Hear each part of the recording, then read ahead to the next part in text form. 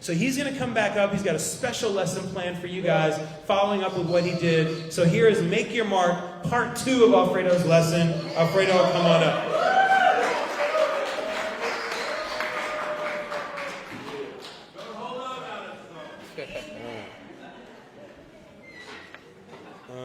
Trying to make sure that this thing is okay. You got it? All right. Good evening. How is everyone today? All right. So a few weeks ago, we talked about the unboxing of the Messiah, right? So in the beginning of the Gospel of Mark, Jesus quickly gets into action, doing these amazing and miraculous things, and everybody's wondering, who is he, right? And then Jesus decides to reveal himself to his apostles. And Peter actually starts the ball rolling by answering the question of who is he. But then Jesus decides to end the unboxing in grand fashion. So in Mark chapter 9, verse 2, after 6 days, Jesus took Peter, James, and John with him and led them up a high mountain where they were all alone. There he was transfigured before them. His clothes became dazzling white, whiter than anyone in the world could bleach them. And there appeared before them Elijah and Moses, who were talking with Jesus.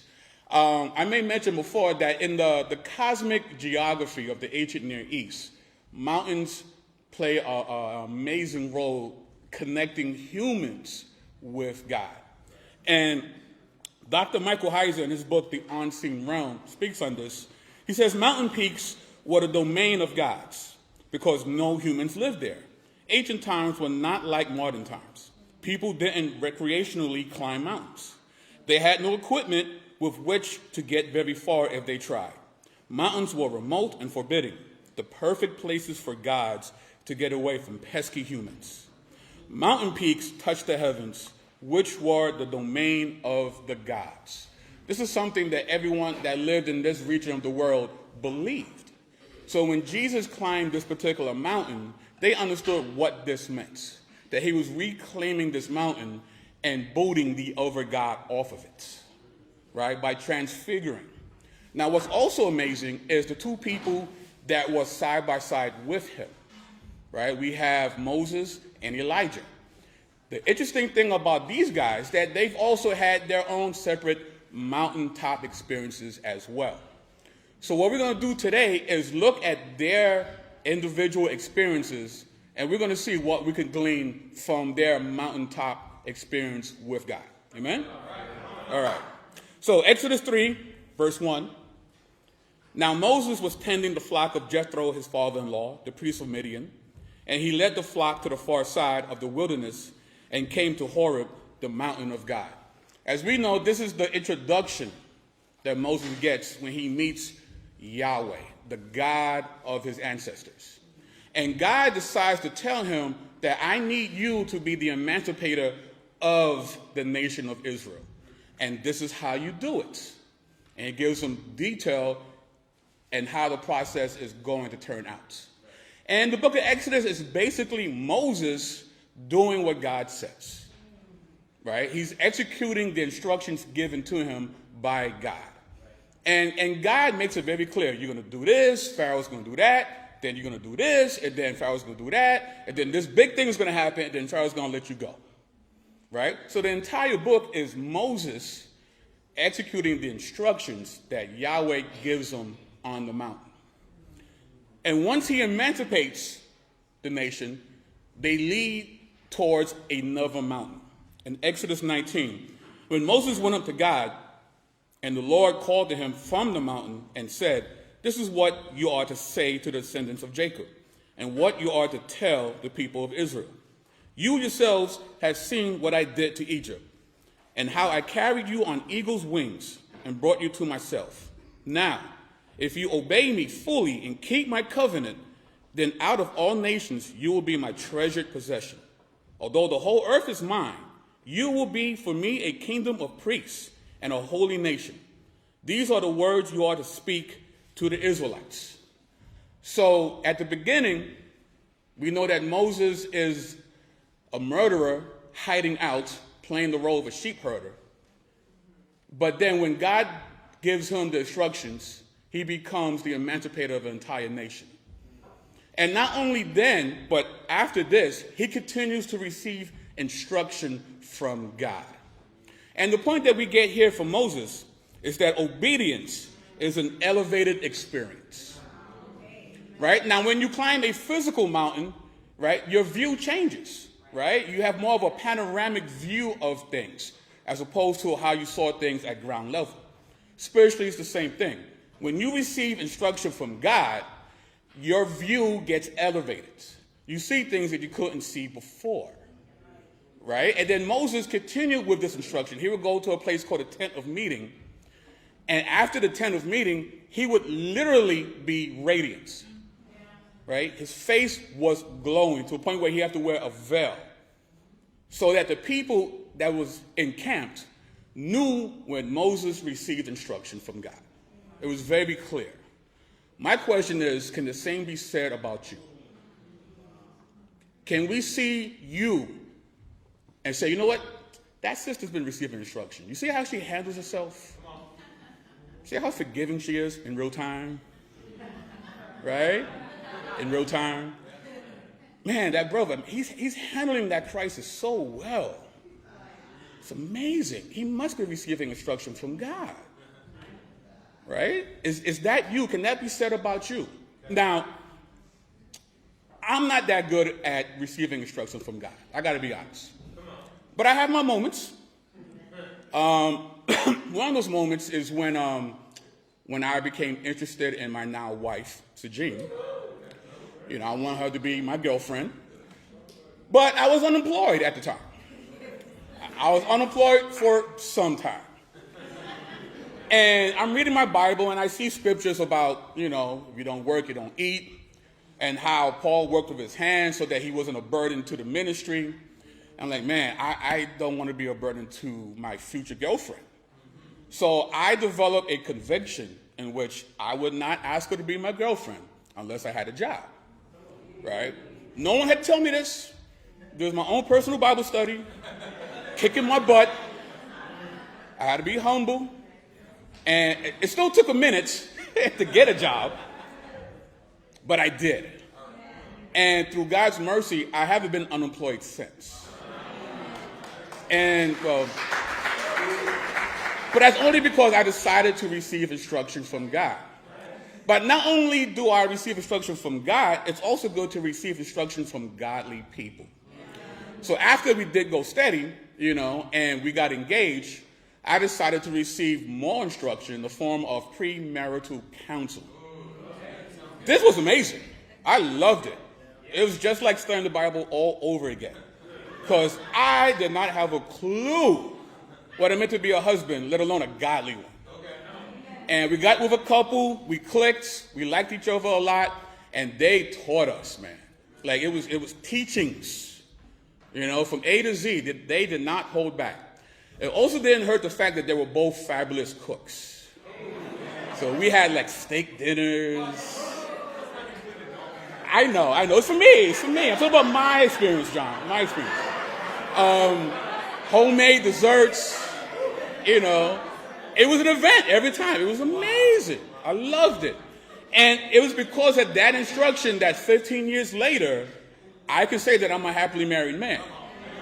But not because I'm spiritual. You know, Sajine's spiritual. Me, I have my moments, you know.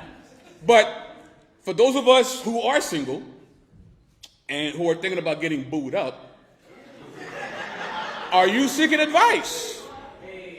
And if you are, I challenge you to go to the next level and receive instruction. Sit down with someone who's been successful at courting. That's important. Successful at courting. And sit down and have them show you how it is. And then if you do that and you're successful and you decide to put a ring on it, I highly advise premarital counseling. Receive more instruction. Now, no one can force you to get premarital counseling. Just like no one can force you to exercise and to eat right. No one can do that. But the things that hurt the most, the worst physical ailments, are the ones that could have been avoided. And the reason why you should receive instruction is that you can avoid so much hurt later on. The church will still be there for you. We're still going to love you. But it's always great to be preemptive when it comes to these things. So obedience is an elevated experience. So let's see what Elijah learned on his mountain experience. 1 Kings, chapter 18. So Ahab sent word throughout all Israel and assembled the prophets on Mount Carmel. Elijah went before the people and said, "How long will you waver between two opinions? If the Lord is God, follow him. If Baal is God, follow him." But the people said nothing. Then Elijah said to him, "I am the only one of the Lord's prophets left, but Baal has 450 prophets. Get 2 bulls for us. Let Baal's prophets choose one for themselves, and let them cut into pieces and put it on the wood, but not set fire to it. I will prepare the other bull and put it on the wood and not set fire to it. Then you call on the name of your God, and I will call on the name of the Lord, the God who answers by fire. He is God." Then all the people said, "What you say is good." So what we see here is a supernatural URL rap battle between Elijah and an entire crew of prophets from Baal. Right? It's unlimited rounds, winner takes all. It's a fight. It's a fight on a mountain. Now, what's interesting, though, about this fight is this part here. It says, "Then Elijah said to all the people, 'Come here to me.' They came to him, and he repaired the altar of the Lord, which had been torn down."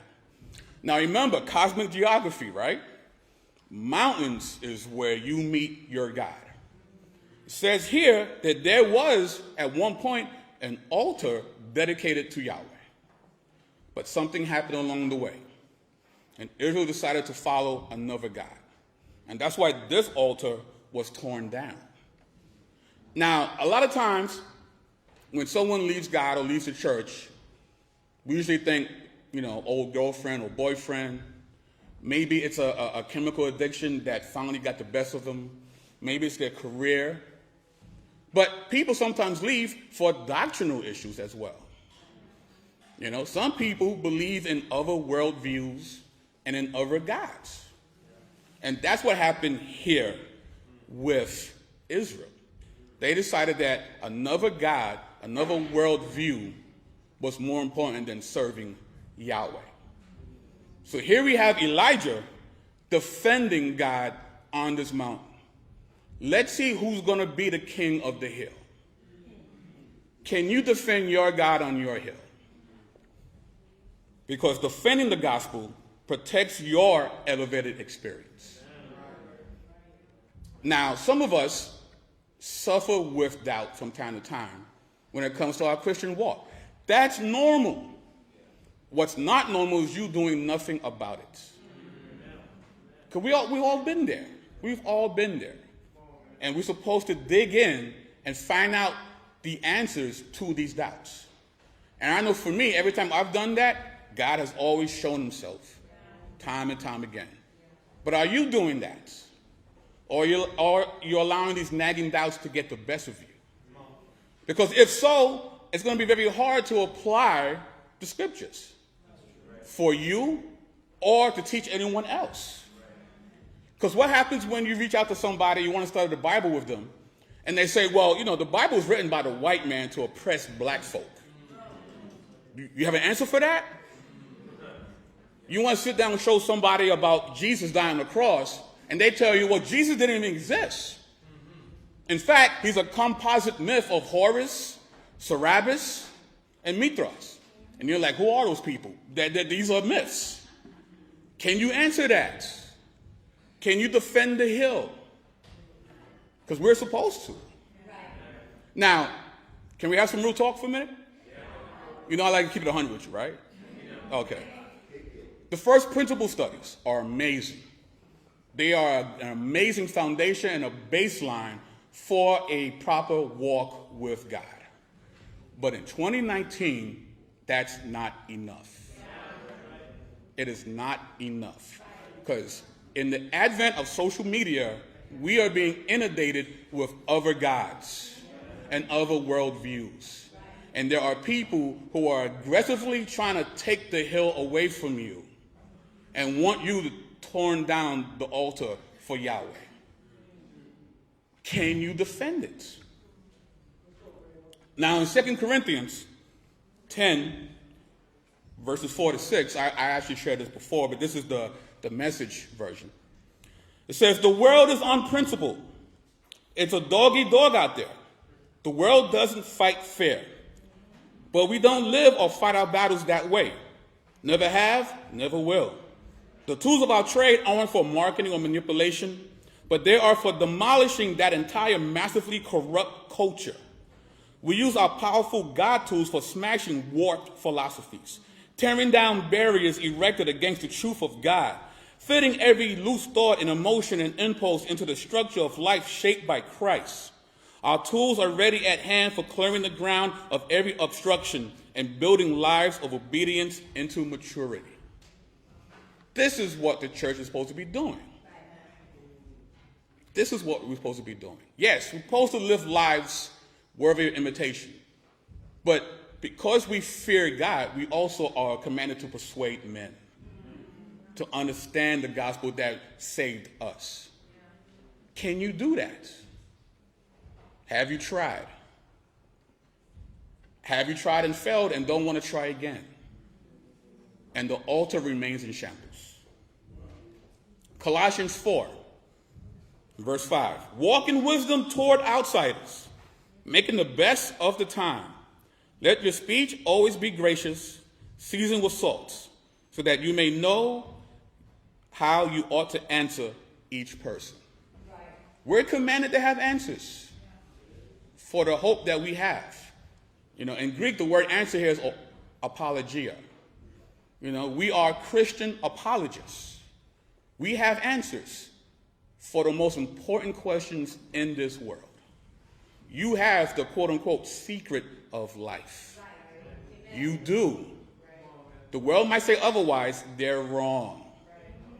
But can you articulate that? I believe we can, if we really just dig deep and allow the Spirit to work in us in a powerful way. Now, I got two questions for you. Well, one statement and one question as we break up into our small groups. First thing is, share a success story of you applying received instructions from the Bible. Now, like I said, I wasn't that great, but I have my flashes of righteousness. And I'm sure you guys do too. Share that particular flash with someone today, all right? And then next thing is, what is one question that people ask you about the Bible, church, Jesus, etc., that you have trouble answering? Because we don't all have the answers yet, but we can. If we pull our resources, we can have a appropriate apologetic for the world. So again, share a success story of you applying received instruction from the Bible. And what is one question that people ask you about the Bible, Jesus, church, etc., that you have trouble answering? Thank you for your time.